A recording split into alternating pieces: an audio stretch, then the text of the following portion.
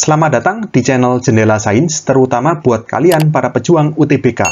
Kali ini kita akan membahas soal asli UTBK tahun 2023, tes pengetahuan kuantitatif, part yang ketiga. Kita akan bahas 5 soal nomor 7 sampai dengan 11. Simak terus video ini sampai akhir. Soal berikutnya. Proyek perbaikan jalan tol selesai selama 30 hari dengan bekerja 15 orang. Setelah 6 hari pelaksanaan, proyek tersebut dihentikan selama 4 hari karena tanggal merah. Jika kemampuan bekerja setiap orang sama dan agar proyek dapat selesai tepat waktu, pekerja tambahan yang diperlukan adalah titik-titik-titik. Oke, kita gambar timeline atau garis waktunya terlebih dahulu ya. Jadi proyek itu rencananya akan selesai dalam waktu 30 hari. Jadi misalkan kita mulai di sini hari ke-0 sampai hari yang ke-30 dengan pekerja 15 orang. Setelah 6 hari pelaksanaan, berarti di hari ke-6, misalkan di sini, proyek tersebut dihentikan selama 4 hari, berarti sampai hari ke-10. 4 hari ini nggak bisa kerja karena proyek dihentikan karena tanggal merah. Nggak bisa kerja. Baru mulai hari ke-10 dan berikutnya bisa mulai bekerja kembali. Nah, kalau misalkan masih tetap mempertahankan 15 orang pekerja, pasti proyek itu akan mundur. Karena di sini ada nggak kerja 4 hari, berarti pasti molor 4 hari juga. Baru di hari ke-34 proyek ini selesai. Nah, tetapi di sini, agar proyek dapat selesai tepat waktu, jadi tetap di hari yang ke-30 ini nggak molor, berapa banyak tambahan pekerja yang diperlukan? Ya gini, posisikan diri kalian pada hari ke-6, yaitu pada saat proyek ini mulai berhenti. Bukan di hari ke-0 ya, bukan di hari awal. Karena 0 sampai ke-6 ini nggak ada masalah. Mereka 15 orang itu bekerja seperti biasa. Baru yang mulai ada masalah itu di hari ke-6. Kalau seandainya proyek itu tidak dihentikan selama 4 hari, maka proyek itu dapat selesai berapa hari lagi? Dari 6 ke 30 itu berarti 24 hari, ya kan? Kita tulis di sini, 6 ke 30 itu 24 hari. Tapi kenyataannya 4 hari proyek berhenti karena tanggal merah. Sehingga baru bisa mulai kerja lagi di hari ke-10. Dari hari ke-10 kalau mau selesai tepat waktu, itu cuma 20 hari. Ya kan? Atau dengan kata lain gini, kalau misalkan dengan 15 orang pekerja ini butuh 24 hari, maka kalau mau lebih cepat, dalam 20 hari saja itu berapa orang pekerja? Gitu kan logikanya? Ya sudah, kita bikin tabelnya yang membandingkan antara waktu dengan pekerja. Jadi kita buat waktu dalam hari ya, dan pekerja dalam orang. Normalnya, jika nggak ada masalah, maka waktu yang dibutuhkan itu 24 hari. Ingat ya, bukan 30. Kita ngitungnya nggak dari awal. Sekali lagi saya ingatkan, posisikan diri kalian di hari ke-6.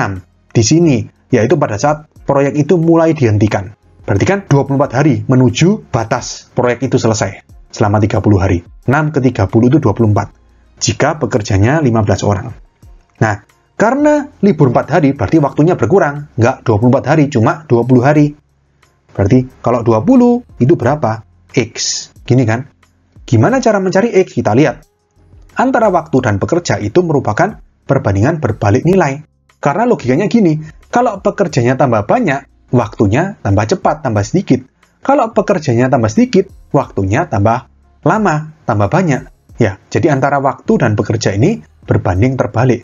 Jadi kalau kita buat pecahannya, maka 24 per 20 bukan sama dengan 15 per X, tapi kita balik.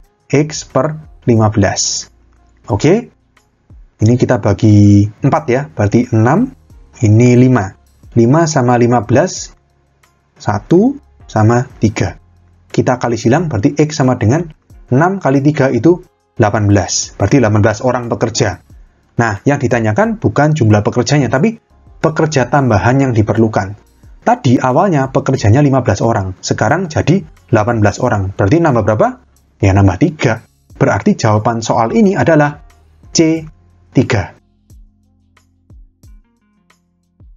Soal berikutnya. Pada suatu pertemuan yang dihadiri 10 orang akan saling berjabat tangan. Banyaknya jabat tangan yang terjadi adalah titik-titik-titik. Oke, soal ini mirip seperti soal nomor 6 tadi ya. Bahkan ini lebih gampang, nggak ada syarat-syarat khusus. Pokoknya di dalam suatu ruangan ada 10 orang berjabat tangan. Berapa banyak jabat tangan yang terjadi? Kita pakai kombinasi. Karena ingat ya, kalau misalkan A berjabat tangan dengan B, itu sama dengan B berjabat tangan dengan A. Sehingga urutan bukan sesuatu yang penting. Karena urutan nggak penting, kita pakai kombinasi. Dari 10, kita ambil berapa? Setiap jabat tangan itu melibatkan 2 orang. Berarti ini N atau banyaknya total jabat tangan yang terjadi itu adalah 10C2. Masih ingat rumusnya?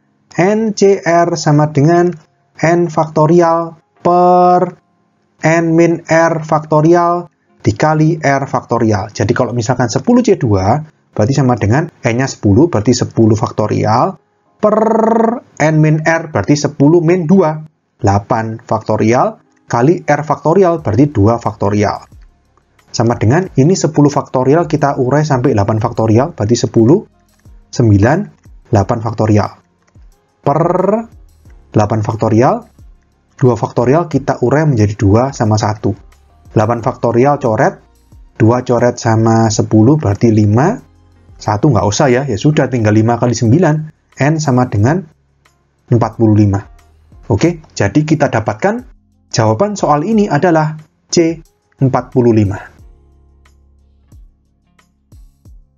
Soal berikutnya, umur Budi 3/7 kali umur Adi, umur Dani 6/7 kali umur Adi.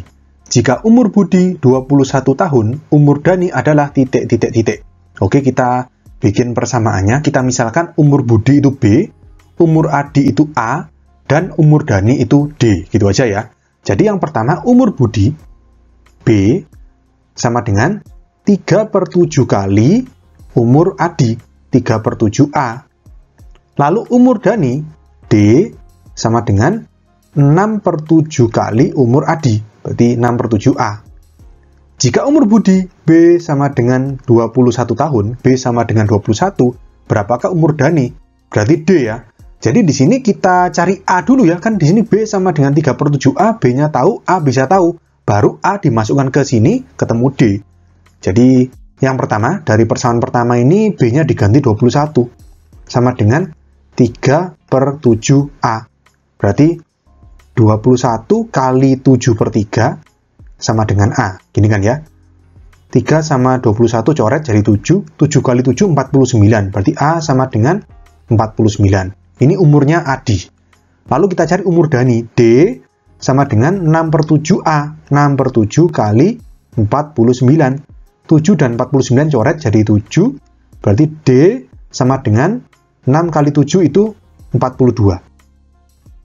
Jadi kita dapatkan jawaban soal ini adalah D, 42 tahun. Soal berikutnya, umur Rara 1 tahun lebih muda dari Ziva. 5 tahun yang akan datang, umur Ziva adalah 2 kali umur Rara saat ini. Berapakah umur Rara dan Ziva berturut-turut? Oke, ini kita misalkan lagi, jadi ada Rara sama Ziva, R sama Z. Dan di sini hati-hati, ada dimensi waktu yang berbeda. Ada yang saat ini, ada yang 5 tahun yang akan datang. Jadi kita harus konsisten. Kita misalkan R sama Z itu umur kapan? Paling gampang sih umur sekarang ya. Jadi R itu umur Rara sekarang, saat ini. Z itu umur Ziva saat ini, gitu aja. Jadi umur Rara, R, 1 tahun lebih muda dari Ziva. Berarti Z dikurangi 1. 1 tahun lebih muda itu berarti kan kalau misalkan umur Rara itu 10, Ziva 11. Kalau umur Rara itu 15, Ziva umurnya 16. Ziva 1 tahun lebih tua dari Rara. Jadi Z sama dengan R plus 1 atau R sama dengan Z min 1. 5 tahun yang akan datang, umur Ziva berarti berapa? Z plus 5. Ya kan? Adalah 2 kali umur Rara saat ini. Berarti sama dengan 2R. Gitu kan ya? Ya sudah, dari 2 persamaan ini kita eliminasi atau substitusi untuk mencari R dan Z. Ini lebih enak pakai substitusi aja ya. Jadi R kan sama dengan Z min 1. R yang di sini, di persamaan kedua yang ruas kanan, kita ganti dengan Z min 1. Jadi Z plus 5 sama dengan 2 dikali dalam kurung Z min 1. Berarti Z plus 5 sama dengan kita ekspansikan berarti 2Z min 2. 2Z pindah kiri, Z min 2Z itu min Z, sama dengan min 2 min 5 berarti min 7. Berarti Z sama dengan 7. Kita masukkan ke persamaan 1, R sama dengan Z min 1, berarti R sama dengan 7 min 1, berarti R sama dengan 6. Jadi umurnya Rara 6, umurnya Ziva 7. Oke? Jadi kita dapatkan jawaban soal ini adalah D, 6 dan 7. Soal berikutnya. P adalah bilangan sembarang. X sama dengan 3P kuadrat plus 5, Y sama dengan 2P kuadrat plus 4. Manakah pernyataan yang benar? Jadi di sini kalau kalian lihat di pilihannya ini, kita disuruh membandingkan antara X dan Y. Lebih besar yang mana gitu kan ya. Jadi gini, kita tulis X titik-titik Y. Kita masih nggak tahu tanda yang sesuai ini apakah sama dengan lebih kecil atau lebih besar. Atau nggak bisa ditentukan. Gitu kan. Kita ganti X itu 3P kuadrat plus 5. Ya kan? Titik-titik Y itu 2P kuadrat plus 4. Nah, lalu seperti ini. Apapun tanda yang di titik-titik ini, apakah itu sama dengan, atau lebih kecil, lebih besar, lebih kecil sama dengan, atau lebih besar sama dengan, tanda apapun, mau persamaan atau pertidaksamaan, kita bisa pindah ruas, kanan ke kiri, kiri ke kanan. Pindah ruas seperti biasa, plus jadi minus, minus jadi plus, gitu kan. Jadi kita pindahkan semuanya ke kiri. Jadi ruas kanannya 0, sehingga menjadi 3P kuadrat min 2P kuadrat itu P kuadrat. Plus 5 dikurangi 4 berarti plus 1. Titik-titik yang ruas kanan 0. Nah, sekarang gini. P kuadrat itu kan bilangan kuadrat. Berapapun dikuadratkan itu pasti positif atau minimal 0. Nggak mungkin negatif. Jadi, sekalipun P itu negatif, dikuadratkan jadi positif. Minimal P ini 0 sehingga P kuadratnya 0. 0 ditambah 1, 1. Berarti nilai minimal dari P kuadrat plus 1 itu adalah 1. Karena P kuadrat itu minimal 0. Sehingga karena ruas kiri ini nilainya minimal 1, dan ruas kanan ini 0, ya pasti ruas kiri lebih besar dari ruas kanan. Berarti otomatis atasnya ini lebih besar, atasnya lagi juga lebih besar. Sehingga X lebih besar dari Y. Oke? Jadi kita dapatkan jawaban soal ini adalah A. X lebih besar dari Y.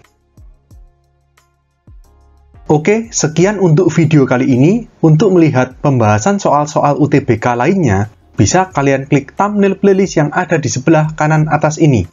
Jika ada pertanyaan, saran, maupun kritik, bisa kalian tulis di kolom komentar. Semoga bermanfaat dan sampai jumpa di video selanjutnya.